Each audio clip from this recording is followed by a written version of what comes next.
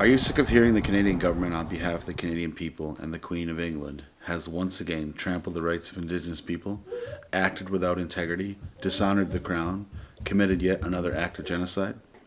Do you want the wrongs of the past to be reconciled, such that the Canadian people and the Indigenous nations can live side by each in peace and friendship? I'm running an IndieGoGo campaign to give you the opportunity to support peace and friendship, reconciliation, and to put an end to the negative relations between Ungwahuma people and the Canadians.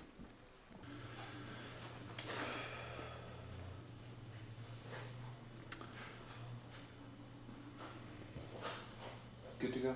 Okay, I'm just trying to collect my thoughts. I actually find this really hard to do when I have to say something really specific, but all right.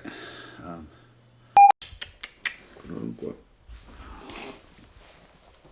Hi, my name's Kanenhariyo. I'm running a crowdfunding campaign, and I'd like to share with you why. No, that sucks. You're basically just talking about your case and what happened. You want me to just talk, and then we can just cut and paste or whatever? Hi, I'm Kanenhariyo. I'm a father of five. I live here at Six Nations on the Grand River. I'm from the community of Tyendinaga, commonly referred to as Tyendinaga. It's on the shores of the Bay of Quinte in southern Ontario. I'm a Mohawk. I'm Bear Clan, from the family of Kanenhariyo. I'm running this IndieGoGo campaign to help raise funds to fight a court challenge against the Canadian government. You see, my people have a 300-year plus treaty relationship with the Crown that clearly defines how we're to deal with issues when we have a dispute. However, what's going on here in Canada is that the federal and provincial governments they know that they have treaty obligations and responsibilities, but refuse to uphold or adhere to them unless the judge and the Supreme Courts have demanded or ordered them to do so by final ruling. So about a year ago, I was stopped transporting tobacco that was grown in my home community here in Six Nations. Was brought to Tyendinaga and made into cigarettes and then brought back because my people have been utilizing the tobacco industry as a way to raise an economic standard of our people's lives. When I was a kid, there was lots of houses with tar paper shacks and nobody had a new car, and people were poor. And so in the last 15 years or so, all of our people have been in some way affected by the tobacco industry that has been developed by our own people. And it has a positive impact in our communities.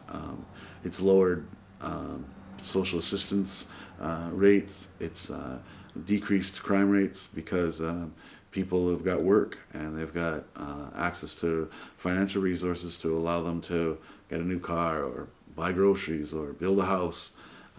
And it's allowing us to create a network amongst each other and strengthen our relations between our sister communities.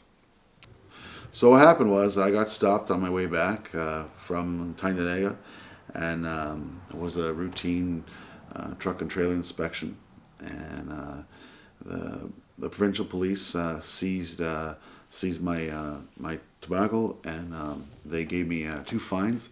They gave me one for improperly stamped tobacco possession, as well as possession of tobacco for the purpose of resale.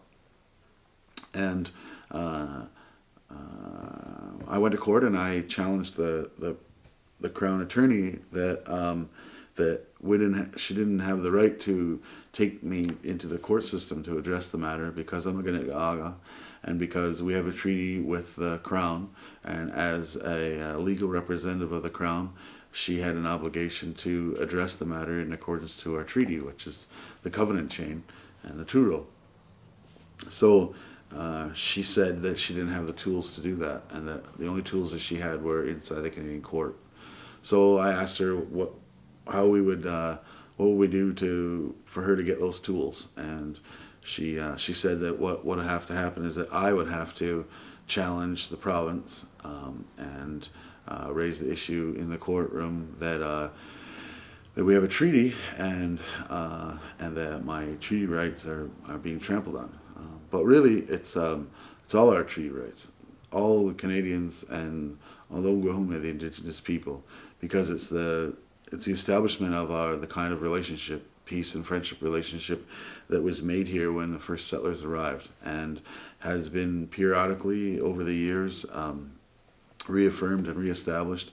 About 30 years ago, there was a polishing of the chain between the Governor General and the Haudenosaunee people.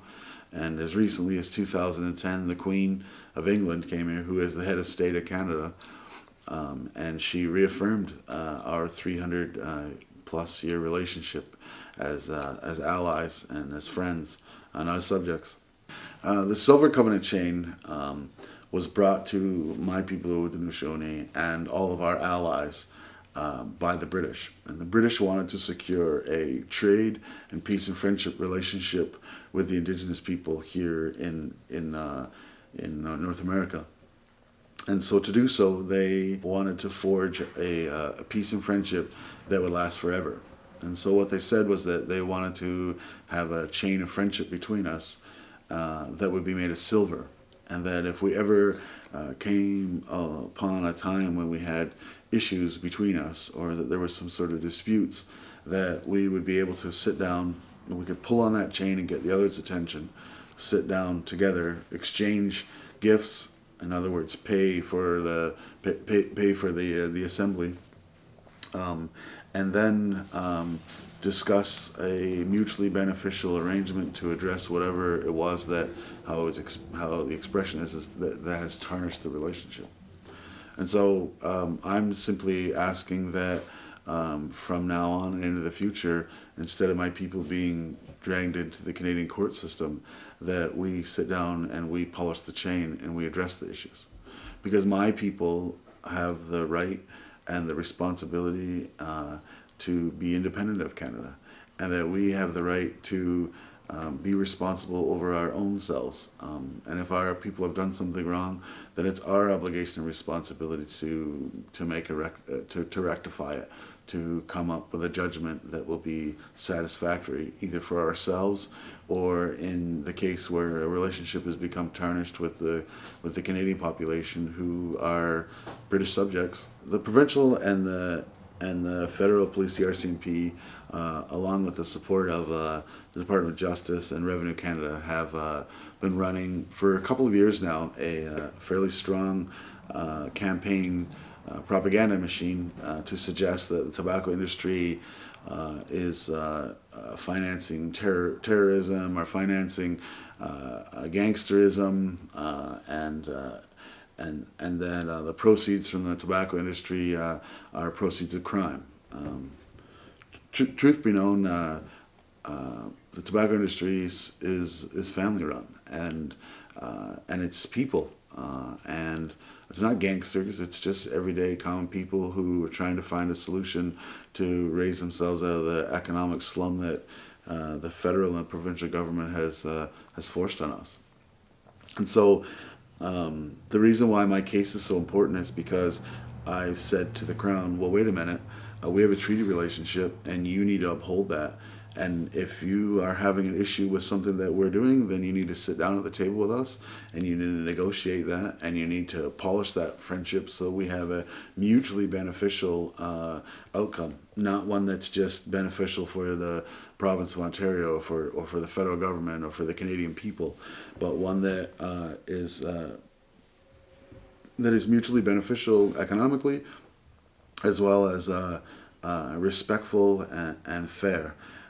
And so as Indigenous people, we're continuously being bombarded with tactics of trying to avoid their treaty obligations. So when I asked the Crown to provide me in writing that the treaty's no good, or that they're not going to uphold it, or that it's not valid, or that it doesn't suit in this case, they refuse to do so.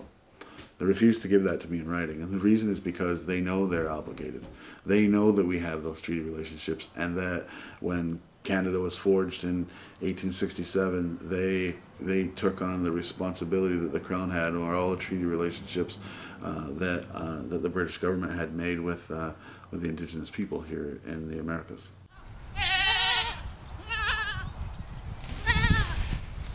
We live here on a little hobby farm, and I got 5 kids. So to take on the financial burden of a court case of this magnitude is it's pretty crazy. I'm running this IndieGoGo campaign because I simply don't have the financial resources or the ability to be able to raise this huge a question, and to pay for the legal costs and the research costs and all the other associated costs with that on my own. And so I'm reaching out to the Indigenous people of the world, as well as the general Canadian population, who's sick and tired of hearing about how Canada has once again trampled on the rights of Indigenous people. I want to open up the opportunity to be a megaphone and give people the chance to be able to say, hey, this is wrong, and I want to support this campaign, and I want to support this guy's fight, because it's not about me and cigarettes. It's about our relationship as Indigenous people and as Canadians, and we already have the tools to reconcile. We already have the tools to have peace and friendship forever. But we've got a government in Canada who uses tactics to try to avoid their responsibility. And one of the ways that they do that is they say, okay, well, we'll follow the treaty relationship, or we'll follow what the stipulations are, so long as a judge orders us to do so. So by that very nature, they operate without any integrity, without any honor. But at this point in our history and in our situation, the Canadian courts are one of the only avenues that we have to address these sort of issues. There isn't any countries as of yet who are willing to intervene and to say, hey, Canada, you gotta stop doing this. It's nearly impossible to raise a constitutional question and bring it to the Supreme Court of Canada. And what is that question? The question is, are we still friends? Is the Silver Covenant chain and the 2-row legal binding agreements? We'll be posting the video footage on our IndieGoGo campaign site, and so making a donation will allow you access to all of the videos.